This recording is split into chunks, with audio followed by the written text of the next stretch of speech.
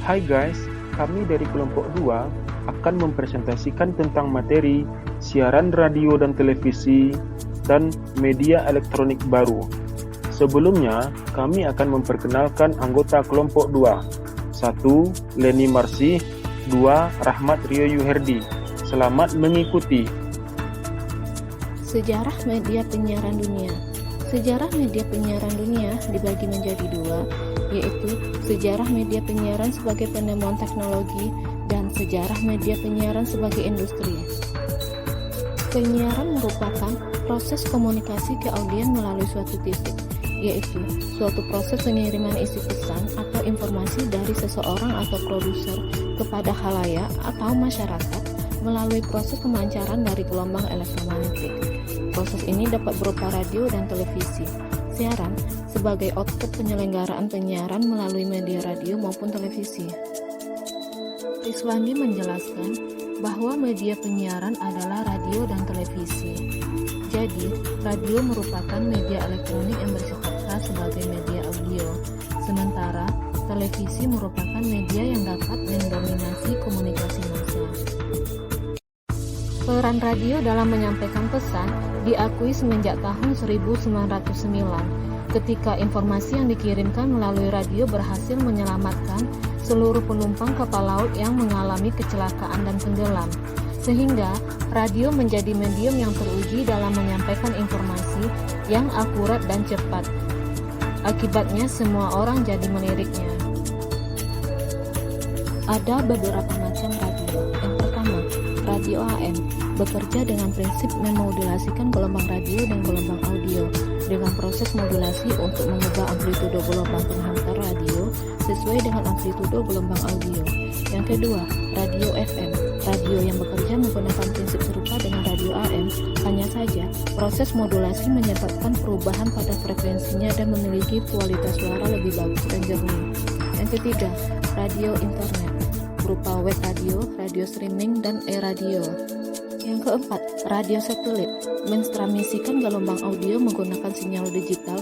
Dan yang terakhir, radio berdefinisi tinggi, yaitu HD radio, radio yang bekerja dengan menggabungkan sistem analog dan digital sekaligus ditambah beberapa macam saklar.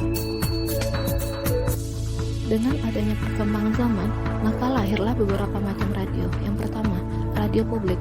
Radio pemerintahan yang mengelolanya dari salah satu departemen di badan pemerintahan yang disetujui dan diatur dalam perundang-undang secara penuh dan tegas.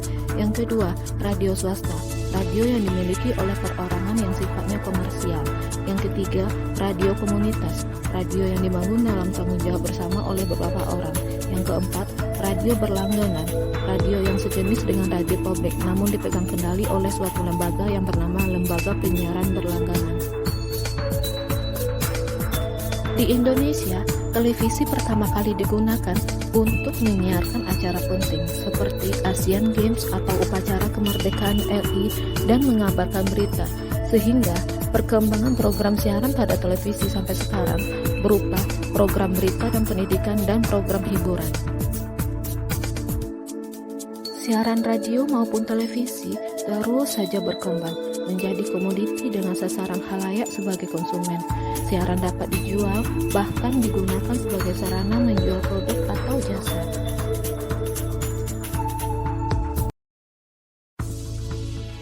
Selanjutnya, kita masuk kepada pembahasan tentang media elektronik baru. Media elektronik baru merupakan perkembangan dari media-media yang sudah ada. Media elektronik baru merupakan media telematik sebagai produk dari peradaban teknologi.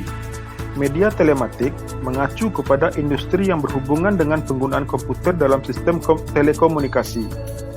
Perangkat telematik mencakup beberapa unit. Pada bagian tengahnya terdapat unit layar gambar atau layar televisi atau monitor yang dihubungkan dengan jaringan komputer. Media elektronik baru ini mencakup beberapa sistem teknologi. 1. Sistem transmisi melalui kabel atau satelit. 2. Sistem miniaturisasi. 3. Sistem penyimpanan dan pencarian informasi. 4. Sistem penyajian gambar dengan menggunakan kombinasi teks dan grafik secara lentur. 5. sistem pengendalian oleh komputer.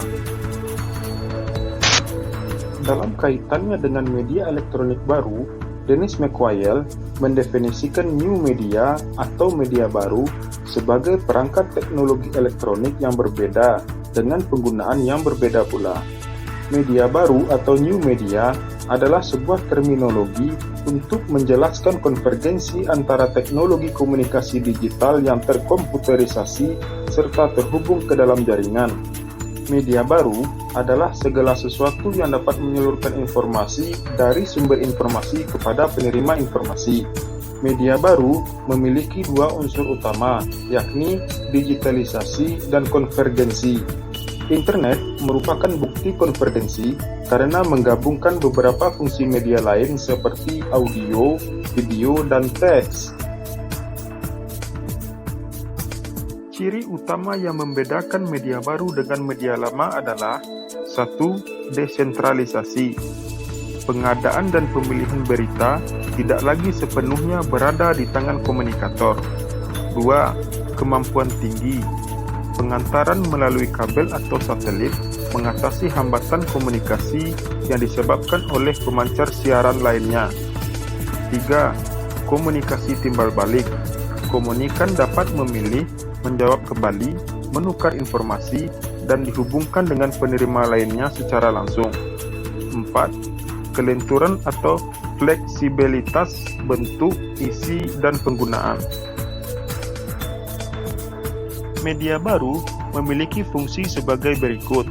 1. Berfungsi menyajikan arus informasi yang dapat dengan mudah dan cepat diakses di mana saja dan kapan saja.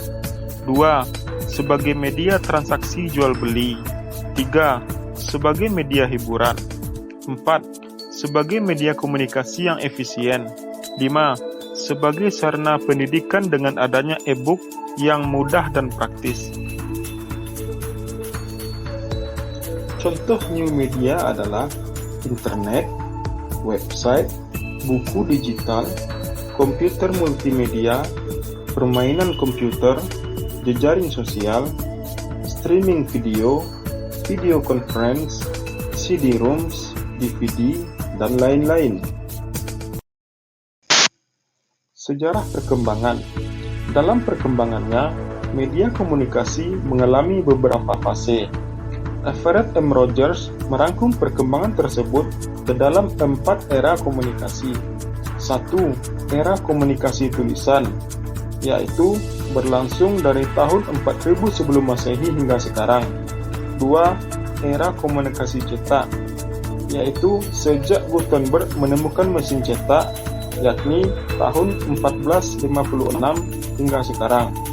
3. Era telekomunikasi yang berlangsung tahun 1844 sampai sekarang. 4. Era komunikasi interaktif yang berlangsung mulai dari 1946 hingga sekarang. Media baru berkembang pada era komunikasi interaktif ini. Demikianlah pemaparan dari kelompok 2. Assalamualaikum warahmatullahi wabarakatuh.